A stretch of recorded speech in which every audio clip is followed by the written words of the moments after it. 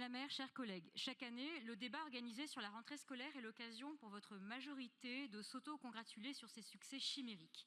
Et chaque année, c'est pour nous l'occasion de mettre en lumière les difficultés auxquelles font face les Parisiens et notamment les familles. Ces familles dont vous faites mine d'ignorer la fuite depuis des années, sous l'effet désastreux de vos politiques. Cette année encore, je voudrais vous parler de 3 défis majeurs que notre ville ne parvient toujours pas à relever. Les rythmes scolaires, la professionnalisation des animateurs et la qualité de l'encadrement périscolaire. Le débat sur les rythmes scolaires n'a jamais été autant d'actualité. Depuis plus de 10 ans, familles, enseignants et enfants subissent les effets d'une organisation qui n'a pas fait ses preuves. Bien au contraire. La loi de 2013, puis le décret de 2017 ont ouvert la voie aux 4 jours et demi. Mais 87% des communes françaises ont fait le choix inverse, celui du retour à la semaine de 4 jours. À Paris, nous persistons dans une organisation qui fatigue les enfants, désorganise les familles et fragilise les équipes éducatives. Cherchez l'erreur. Les chiffres sont pourtant éloquents. 98% des enseignants parisiens interrogés en 2018 souhaitaient l'abandon des 4 jours et demi et le coût annuel de ce dispositif s'élève à 15 millions d'euros, selon la Chambre régionale des comptes. Mais au-delà du coût, c'est le sens éducatif que nous interrogeons. Les temps périscolaires, censés être des temps d'éveil culturel ou sportif, se sont souvent transformés en simples garderies, faute d'effectifs et de professionnels formés. Revenir à 4 jours, ce n'est pas un retour en arrière, c'est au contraire un choix de bon sens et d'équilibre pour le bien-être des enfants. Qu'attendez-vous donc pour revenir sur cette organisation qui pénalise toutes les personnes concernées? Par ailleurs, 4 enfants parisiens sur 5 sont inscrits dans des activités périscolaires à Paris. C'est dire combien de familles sont concernées par nos vœux, nombreux, répétés, à chaque Conseil de Paris, sur la qualité du recrutement et de l'encadrement des animateurs en milieu périscolaire. Des préoccupations partagées d'ailleurs par toute la droite parisienne que nous entendons depuis ce matin. L'un des enjeux repose sur la fidélisation des professionnels qui s'engagent dans ces temps éducatifs. Pour cela, leur juste reconnaissance est nécessaire. Les animateurs sont essentiels, mais demeurent aujourd'hui trop souvent précarisés. Contrats vacataires, salaires faibles, absence totale de perspective. Nous demandons, encore une fois, que la ville limite le retour aux vacataires, qu'elle propose des contrats pérennes à ceux qui assurent des missions permanentes et qu'elle verse la prime REP+, aux animateurs et ASEM titulaires comme contractuels.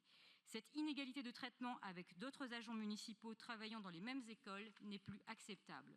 Nous demandons également la requalification des responsables éducatifs villes, REV, véritable pivot entre le scolaire et le périscolaire, dont le rôle mérite enfin d'être reconnu à sa juste valeur. Enfin, et c'est sans doute le plus urgent, nous devons garantir la sécurité et la qualité de l'encadrement périscolaire. Il est essentiel d'exiger que tout agent recruté possède au minimum le BAFA, afin que chaque candidat s'inscrive dans un véritable cursus de formation éducative. Les formateurs BAFA jouent un rôle de premier filtre en refusant la validation du diplôme à des stagiaires jugés immatures ou irresponsables. Cette exigence doit être prolongée jusque dans le recrutement par la ville. Nous souhaitons en outre que chaque nouvel agent effectue une immersion de 15 jours auprès d'un directeur ou d'un adjoint périscolaire avant toute validation de contrat. Cette période d'observation permettrait d'évaluer sa posture, son langage, son comportement, son sens des responsabilités et surtout sa relation avec les enfants. Je propose également que la brigade des mineurs intervienne régulièrement auprès des directeurs périscolaires et des équipes d'animation titulaires pour des formations de sensibilisation à la détection du mal-être de l'enfant et à la prévention des comportements suspects pouvant révéler un risque de prédation. Aujourd'hui, il faut le dire, des individus potentiellement dangereux savent que, même sans diplôme, ils peuvent être recrutés et se retrouver seuls en charge d'enfants. C'est une faille très grave, une porte ouverte à des dérives lourdes dont nous avons eu des exemples dramatiques encore récemment et encore malheureusement dans mon arrondissement.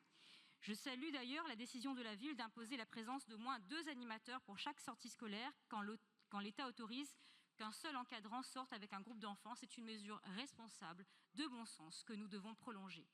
De la même manière, l'État autorise jusqu'à 20% d'agents non qualifiés dans les équipes d'animation. La ville pourrait aller plus loin encore en réduisant ce taux à 10%, voire en imposant que tous les agents soient formés et qualifiés. Nous appelons donc de nos vœux des contrôles réguliers, inopinés, un effort sur la formation des animateurs et la publication d'un rapport de transparence sur le taux d'encadrement, la formation des personnels et les éventuels incidents signalés. C'est le minimum que nous devons à nos administrés et surtout à nos enfants.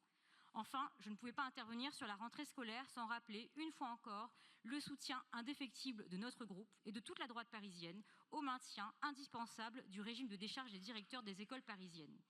Je rappelle également qu'il est inadmissible que nos gymnases soient sans cesse réquisitionnés, sans concertation avec les maires d'arrondissement, sans solution de remplacement, ce qui pénalise fortement nos scolaires dont il est question ce matin, dont des lycéens qui ne peuvent préparer les épreuves du bac dans de bonnes conditions. En substance, nous n'avons, vous l'aurez compris, qu'une seule ambition, remettre la sécurité et l'épanouissement de nos enfants au cœur du projet parisien. Je vous remercie.